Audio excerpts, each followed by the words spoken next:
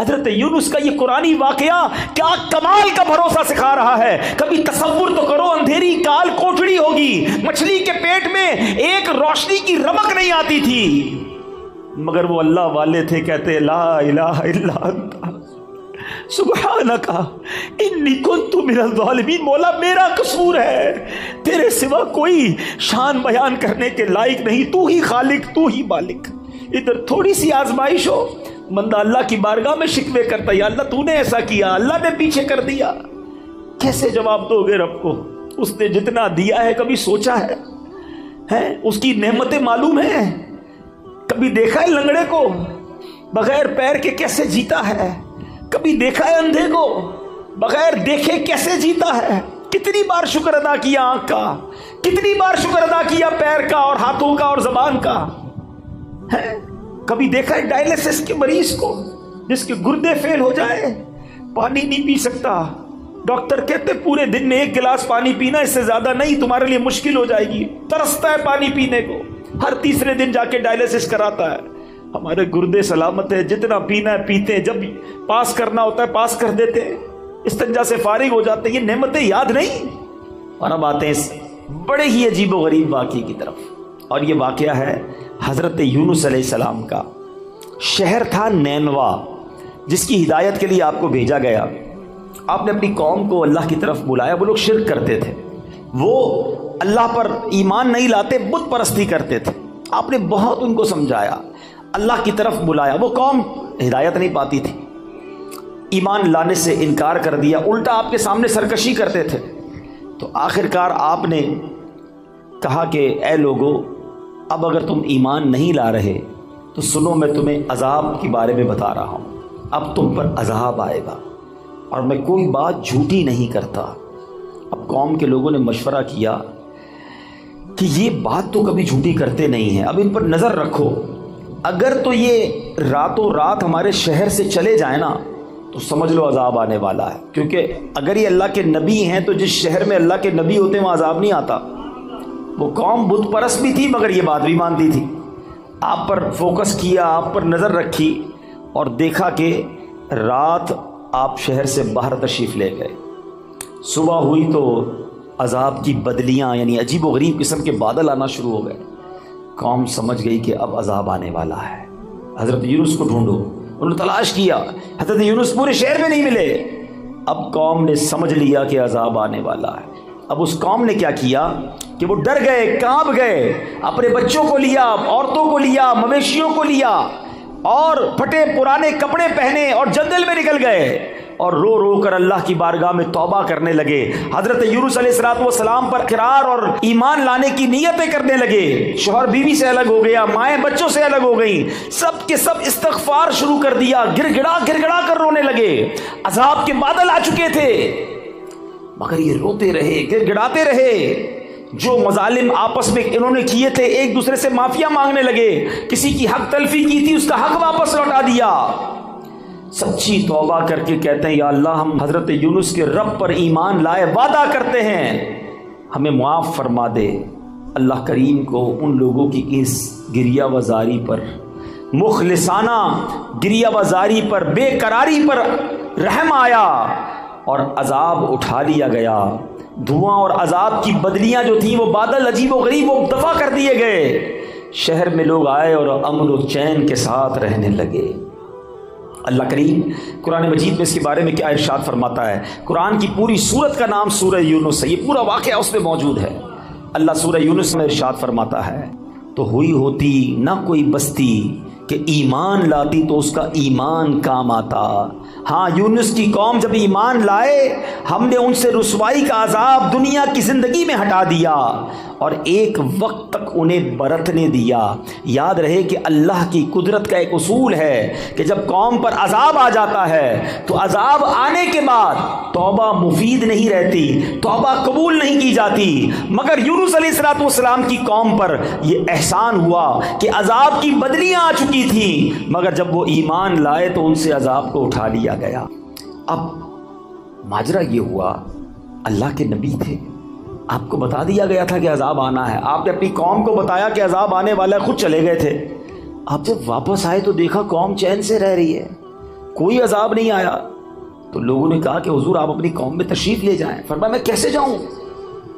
اب میں قوم میں جاؤں گا، یہ لوگ تو مجھے جھوٹا سمجھیں گے اور مجھے قتل کر دیں گے. میں تو ان کو کہہ کر آیا تھا عذاب آئے گا.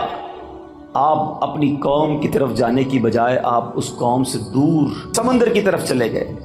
کشتی میں بیٹھے. جب وہ کشتی آگے جاتی ہے تو بیچ سمندر میں جا کر وہ کشتی رک گئی. اس زمانے کے لوگوں کا یہ ماننا تھا کہ بیچ میں کشتی جب ہی رکتی ہے جب کوئی بھاگا ہوا غلام کشتی میں بیٹھا ہو. تو لوگوں نے کہا ایسا کرتے ہیں، قرآن دازی کرتے ہیں اور دیکھتے ہیں کہ کون ہے جس کی وجہ سے یہ کشتی رکی ہے. اب جب قرآن دازی کی گئی تو حضرت یونس کا ہی نام نکل آیا. اس قوم نے حضرت یونس کو ہی کشتی سے اتار کر پانی میں ڈال دیا، ڈبو دیا پانی میں. ایک طرف قوم بچھڑ گئی، ایک اور آزمائش کہ اب آپ پانی میں ڈبو دیے گئے بیچ سمندر کے اندر. اور اللہ کا حکم دیکھیں، اللہ کی کرنی دیکھیں کہ ایک بڑی سی مچھلی آئی اور حضرت یونس کو نگل گئی. اب آپ مچھلی کے پیٹ میں ہیں، ابھی زندہ ہیں، ایک کال کوٹڑی ہے، نظر کچھ نہیں آ رہا. اب حضرت یونس نے اس مچھلی کے پیٹ میں کیا پڑھنا شروع کیا؟ لا الہ الا انت سبحانک انی کنت من الظالمین. یہ قرآن میں موجود ہے آیت، اس کو آیت کریمہ کہتے ہیں. آپ یہ دعا کرتے رہے کہ اے اللہ تیرے سوا کوئی جس کی شان بیان کی جائے، تیرے سوا کوئی نہیں جس کی پاکی بیان کی جائے.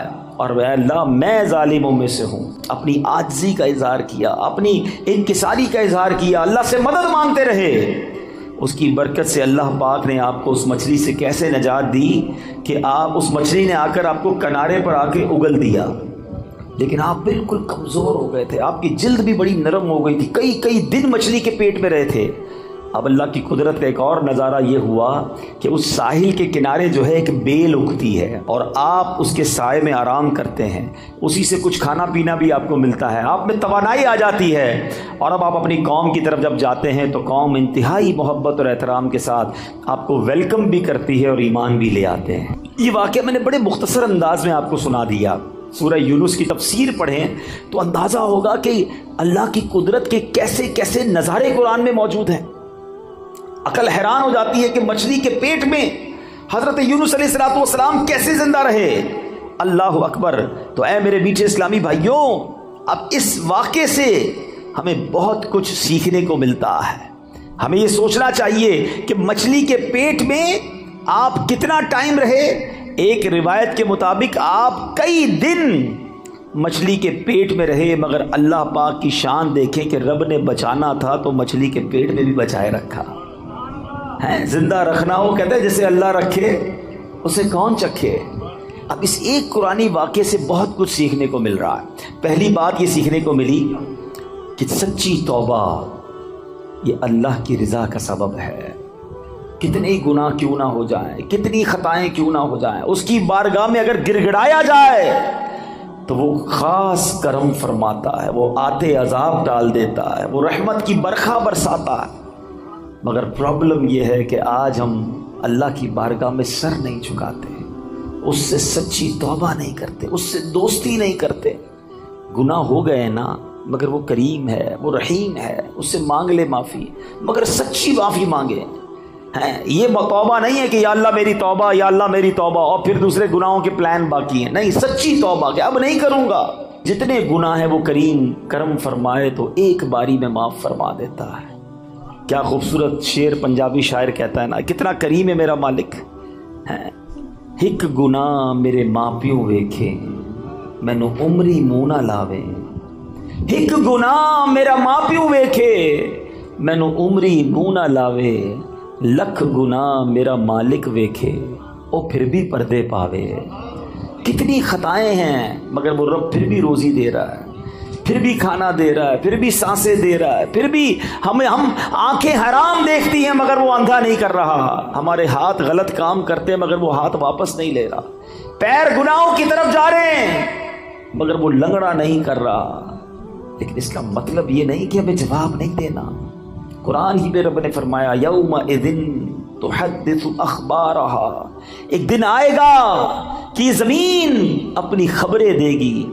اور ایک اور جگہ قرآن کیا فرماتا ہے، ثم لتسألن یومئذ عن النعیم، ایک دن آنا ہے جس دن تم سے ایک ایک نعمت کے بارے میں سوال ہوگا، کیسے جواب دیں گے؟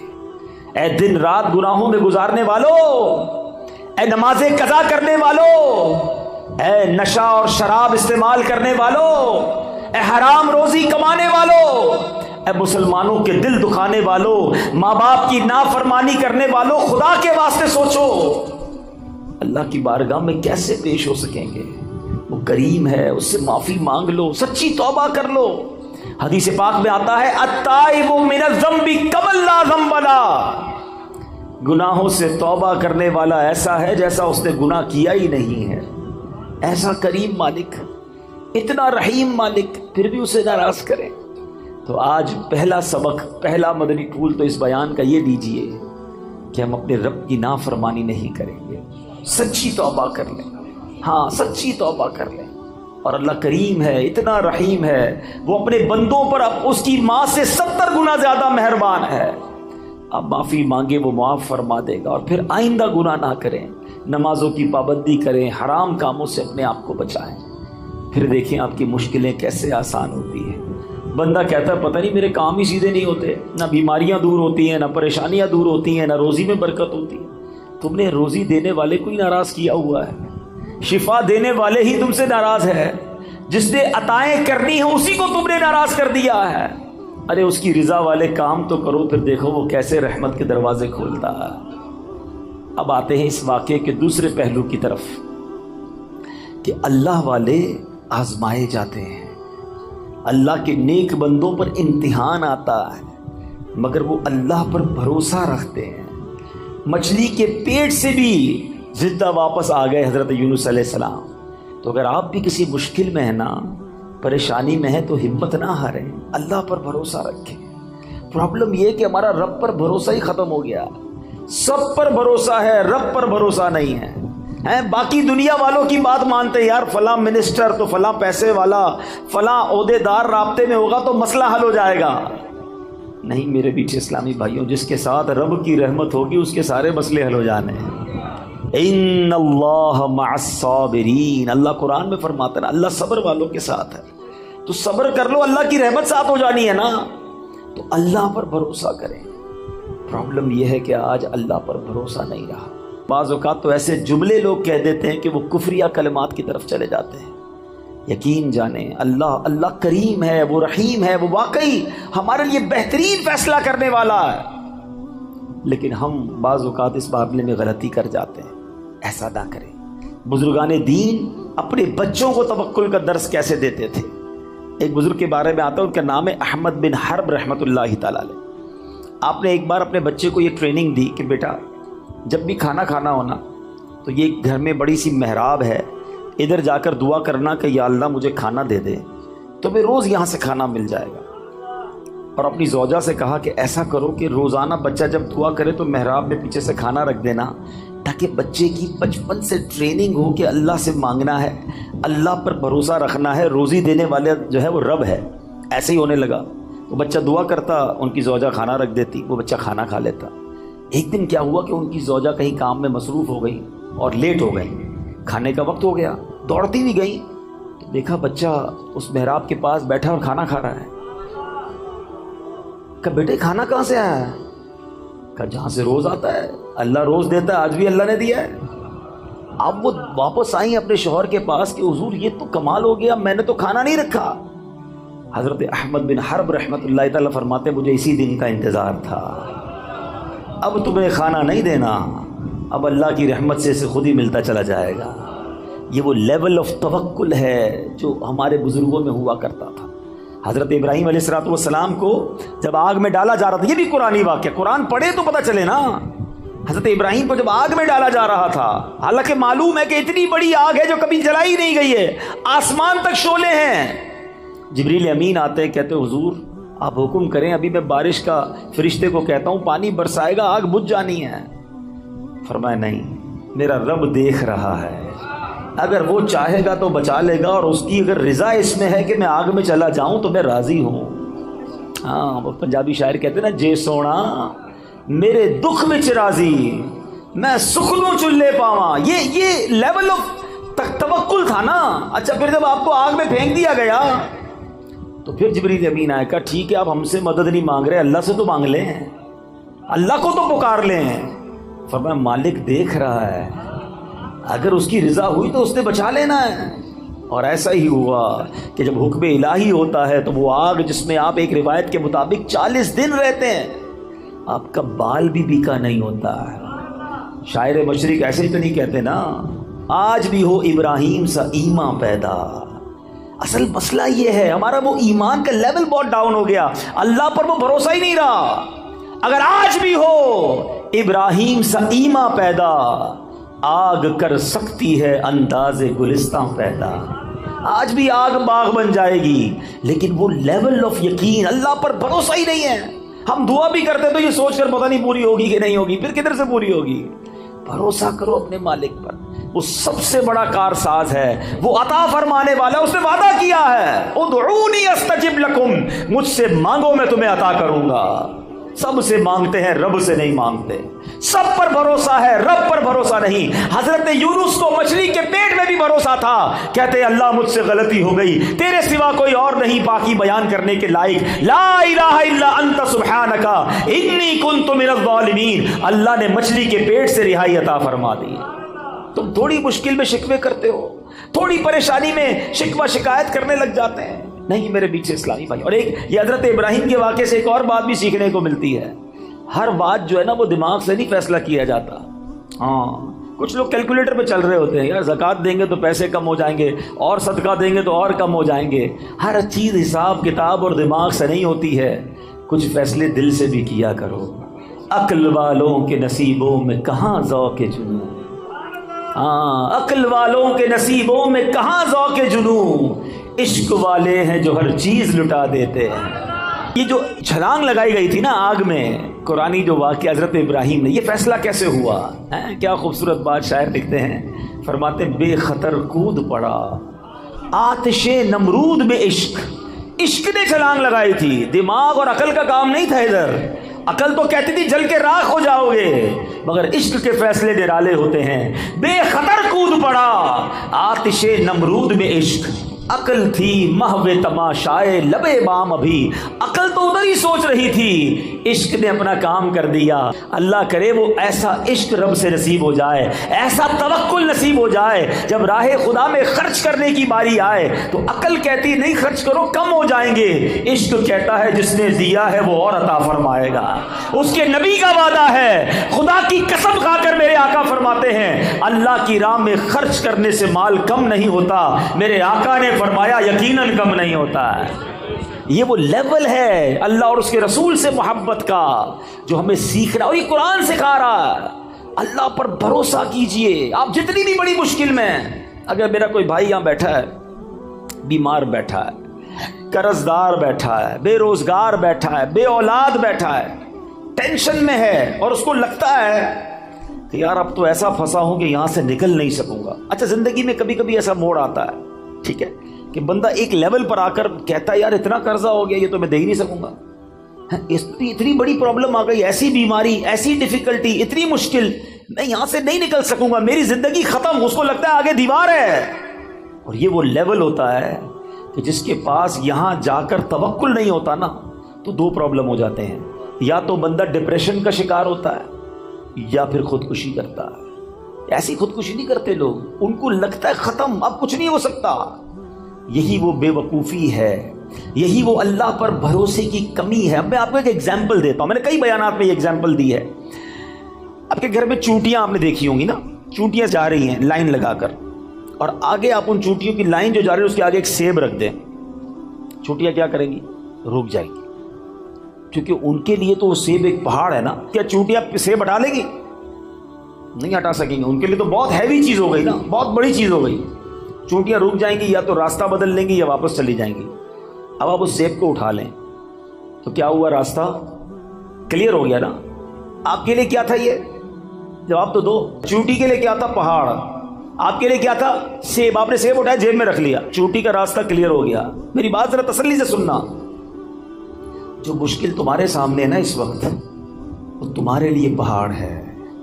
میرے رب کے لیے کچھ نہیں ہے. ان اللہ علی کل شیء قدیر. وہ قادر ہے، وہ کن فرمائے فیکون ہو جاتا ہے. ارے میری عقل تھوڑی، میرا دل چھوٹا، میرے حوصلے تھوڑے، مجھے لگ رہا ہے پھنس گیا، مجھے لگتا ہے مر گیا، مجھے لگتا ہے نہیں نکل سکوں گا. ارے مانگو نا اس سے مدد جو قادر ہے، جو خالق ہے، جو مالک ہے. وہ تو حکم فرمائے تو چیزیں بہتر ہو جاتی ہیں. ہم نے دیکھا ہے ڈاکٹر کہتے ہیں کینسر کے اس سٹیج پر ہے کہ یہ نہیں بچ سکے گا، 15 دن رہ گئے، اور جب اللہ نے صحت دیتی ہے تو ڈاکٹر حیران ہوتے کون سی رپورٹ تھی پہلے والی، یہ تو بندہ بالکل کلیئر ہو گیا ہے. اللہ اپنی قدرت کے نظارے اب بھی دکھاتا ہے. بھروسہ چاہیے، یقین چاہیے. ہمارا پرابلم یہی ہے، ہم رب سے بھروسہ توڑ بیٹھے ہیں. مانگو نا اس سے. ایک اور آج کنفیوژن دور کر دیتا ہوں، ایک اور مشکل آج دور کر دیتا ہوں. مسئلہ یہ ہوتا ہے، لوگ کہتے ہیں یار ہم نے تو مسجد میں بھی دعا کی، کعبے کے سامنے بھی جا کے دعا کی، مزار پہ جا کے بھی دعا کی، روزے رکھ کے افطار کے وقت بھی دعا کی، تہجد پڑھ کے بھی دعا کی، ساڈا مسئلہ ہی حل نہیں ہوتا ہے. تم کہتے ہو اللہ سے مانگو، ہمارا تو مسئلہ ہی حل نہیں ہو رہا، ہمارا اولاد ہی نہیں مل رہی ہے، پیسے ہی نہیں بڑھ رہے، نوکری نہیں مل رہی، گھر کرائے کا اپنا گھر ہی نہیں ہو رہا، کیسے اللہ پر بھروسہ کروں؟ یہ وہ پرابلم ہے کہ جہاں جا کر بندہ رب سے دور ہونا شروع ہو جاتا ہے، جہاں اس کا رب سے بھروسہ ٹوٹنا شروع ہو جاتا ہے. سمجھو میری بات تسلی سے، آج کے اس بیان میں اپنے رب سے دوستی کر کے جانا، اپنے مالک سے محبت کر کے جانا. وہ خالق ہے میرا، وہ مالک ہے، وہ مجھے میری ماں سے زیادہ چاہنے والا ہے. سنو، جب دل میں یہ خیال آئے نا کہ اللہ میری سن نہیں رہا، اللہ کی طرف سے میرا کام نہیں ہو رہا، اس وسوسے کو جھٹک دینا. اب میں ایک اور ایگزامپل کے ذریعے آپ کو سمجھاتا ہوں. آپ کا چھوٹا بیٹا ہو، آپ کا چھوٹا بھائی ہو، اور وہ آپ کے سامنے بخار میں آئے، گلا اس کا خراب ہو، اور وہ رونے لگے کہ بابا جان مجھے آئس کریم کھانی ہے، ٹھنڈا شربت پینا ہے. بتاؤ آپ کھلاؤ گے اسے آئس کریم؟ شربت پلاؤ گے؟ وہ رو رہا ہے آپ کے سامنے، گر گڑا رہا ہے. اب آپ کا ایک دوست ساتھ بیٹھا ہے، کہتا ہے یار کیسے باپ ہو یار، بچہ رو رہا ہے، کھلا دو آئس کریم، کیوں نہیں پلا رہے شربت؟ آپ جواب کیا دو گے؟ میں والد ہوں، مجھے پتا ہے اس کو کب کیا دینا ہے، اس کو رونے دو. اگر میں نے ابھی اس کو آئس کریم کھلائی تو یہ اور بیمار ہو جائے گا. ٹھیک ہے، اب میری بات تسلی سے سنو، دل پر ہاتھ رکھ کے سنو. تم باپ ہو، تمہیں پتا ہے بیٹے کو کب کیا دینا ہے. میرے مالک کو نہیں پتا مجھے کب کیا دینا ہے.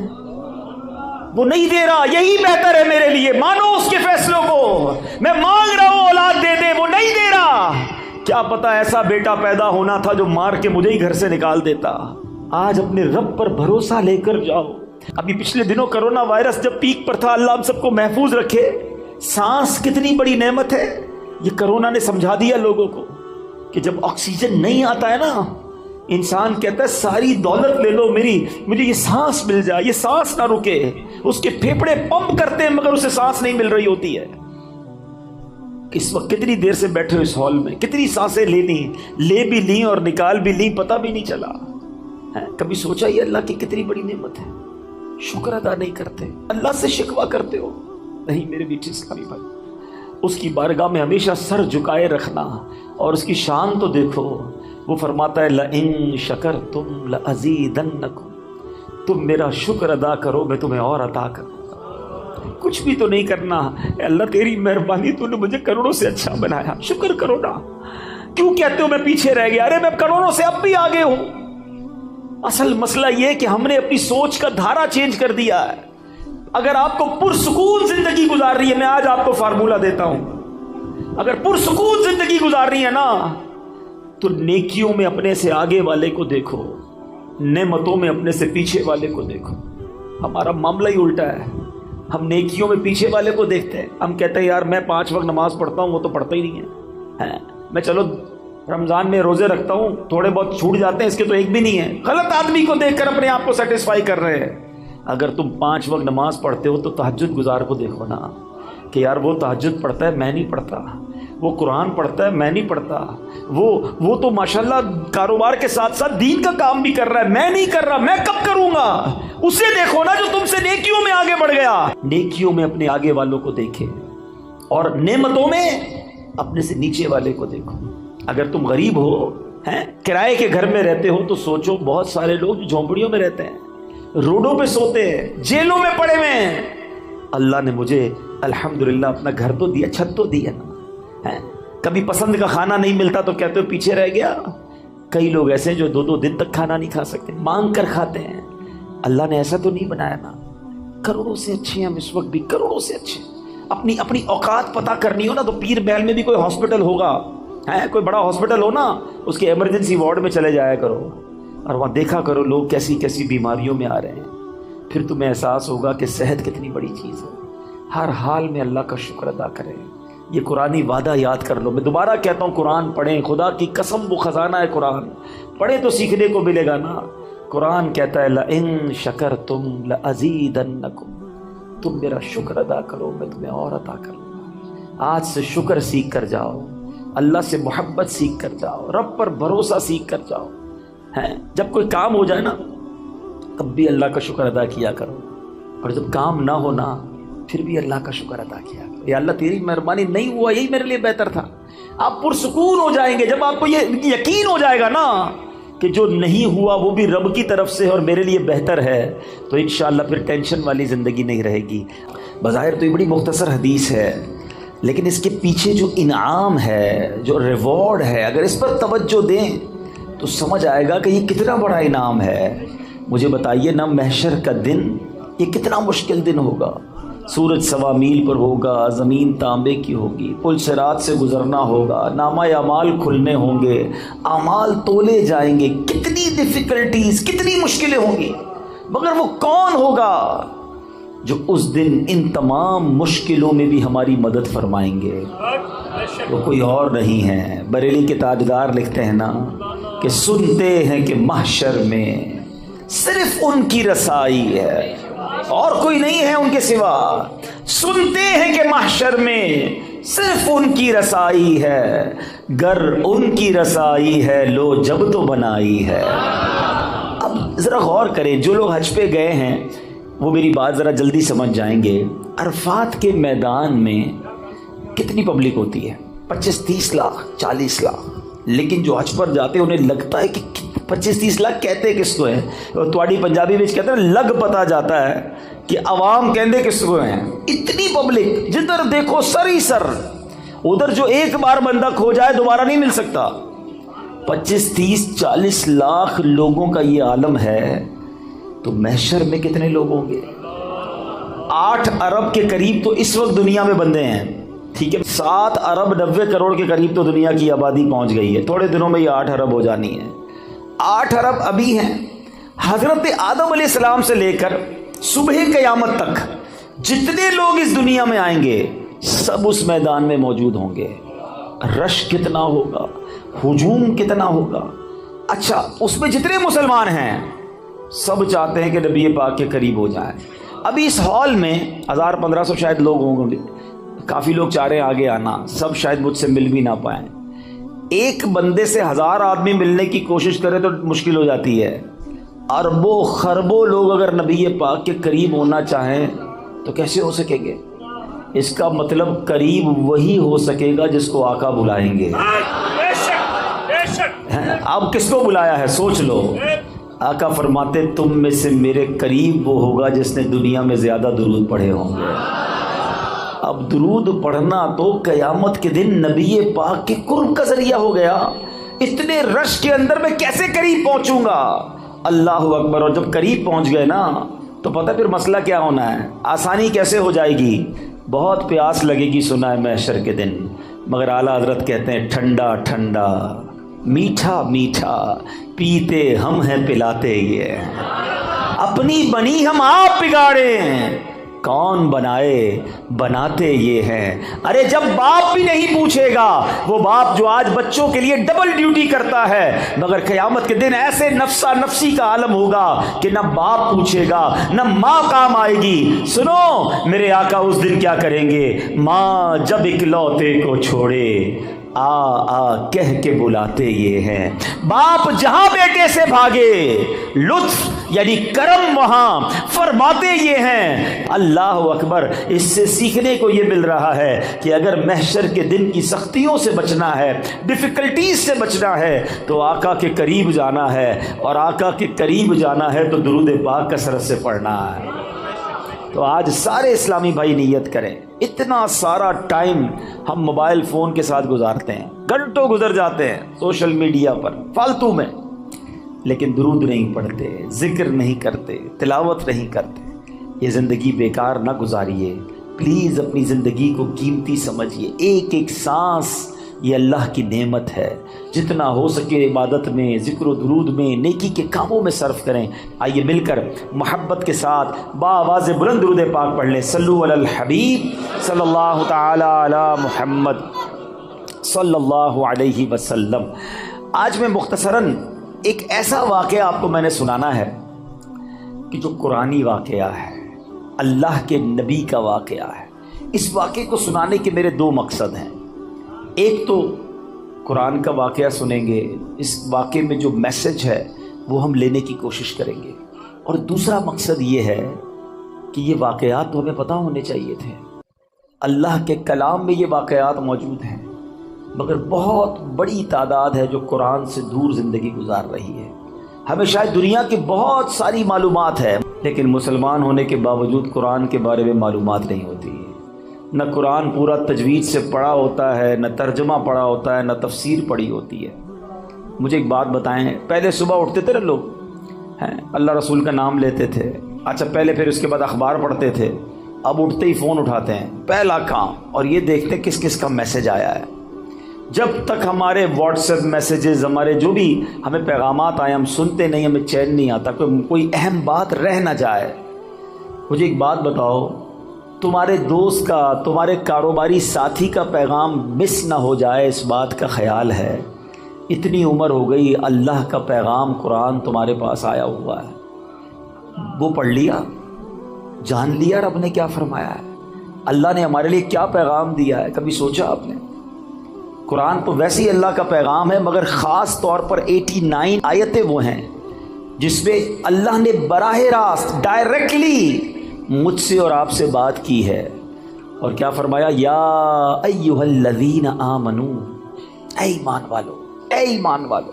ہم ایمان والے ہیں نا، ہم سے بات ہوئی ہے، کیا ہم نے وہ 90 کے قریب آیتیں پڑھ لی؟ اللہ نے کیا فرمایا؟ مجھ سے کیا بات کی ہے؟ میری فیملی کا، میرے دوستوں کا، میرے بزنس کولیگز کا پیغام ڈسٹرب نہ ہو، اس کا خیال ہے۔ اللہ نے قرآن میں ہمیں پیغام دیا ہوا ہے، ہمارے پاس ٹائم ہی نہیں ہے۔ مرنے کے بعد کیا ہم یہ جواب دے سکیں گے کہ یا اللہ ٹائم نہیں تھا اس لیے قرآن نہیں پڑھ سکا؟ خدا را قرآن سے دور نہ رہیں، پڑھیں قرآن کو، اتنا کچھ موجود ہے۔ اور حدیث پاک کا مضمون ہے وہ دل ویران ہے جس میں کچھ قرآن نہیں ہے۔ سوچو کہ ہمارے دل میں کتنا قرآن ہے، ہم کتنا قرآن پڑھتے ہیں۔ اب میں قرآن کا واقعہ سناتا ہوں۔ ایک مقصد یہ ہے کہ قرآن سے محبت بڑھے، قرآن پڑھنے کا ذہن بنے۔ قرآن سے دور رہ کر زندگی اچھی نہیں ہے۔ یہ قرآن، وہ دیکھیں نا، ہمارے موبائل میں بہت سارے سافٹ ویئرز ہوتے ہیں اور روز کئی بار کھولتے ہیں، مگر جس دن میں اور آپ قبر میں جائیں گے نا، ہمارے سارے سافٹ ویئر آف لائن ہو جائیں گے۔ بلکہ کچھ دوست کہیں گے یار کئی دن ہو گئے آن لائن نہیں ہوا، اور بعد میں پتہ چلے گا یہ بندہ تو خود ہی آف لائن ہو گیا ہے، خود ہی دنیا سے چلا گیا ہے۔ اس کا مطلب یہ ہوا کہ قبر میں جا کر سارے سافٹ ویئر آف لائن ہو جائیں گے، مگر جس نے قرآن کو تھاما ہوگا یہ قبر میں بھی آن لائن رہے گا، یہ قبر میں بھی تمہارے ساتھ جائے گا، قبر کا نور بنے گا۔ تو کیوں نہ روز کچھ نہ کچھ قرآن پڑھا جائے۔ تو آئیے نیت کر لیں، پہلی نیت تو یہ کر لیں کہ ہم روز کچھ نہ کچھ قرآن پڑھیں گے انشاءاللہ، اس کو سمجھنے کی بھی کوشش کریں گے۔ ہے نا دعوت اسلامی آپ کے پاس، بچوں کے مدرسے الگ تو بڑوں کے مدرسے الگ، آن لائن مدرسہ الگ، آپ پڑھنے والے تو بنیں۔ ہر جگہ آپ کو فیسلٹی دعوت اسلامی دے رہی ہے کہ کسی طرح قرآن پڑھ لیں اور اسے سیکھ لیں۔